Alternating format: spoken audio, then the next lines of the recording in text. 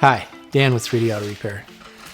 Putting some tires on a F550 dump truck, and that comes with a set of 19.5 rims on it, which there might not be as many places these days that want to wrestle around with those big tires because they are a little bit more difficult to install. As you can see from the video here, there is some bigger bars and a little more leverage and things like that it takes to mount tires like that. At 3D Auto Repair, that's one of the services we offer, especially for like a fleet maintenance program. We do work on light duty vehicles as well as medium duty vehicles here. So if you've got a fleet of dump trucks or maybe 2 or 3 dump trucks and you're not really sure where you should go to get that serviced, we do offer that type of service here at 3D. We do offer free inspections. We do handle those bigger tires.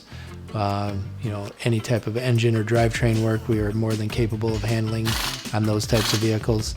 So if you got a fleet or maybe just one dump truck and you're not quite sure where to take it, we'd be happy to take a look at it for you and help keep it on the road and keep it making money for you. My name is Dan. Thanks for watching. We look forward to seeing you at the shop. And please share this video so other people out there like you can get this information.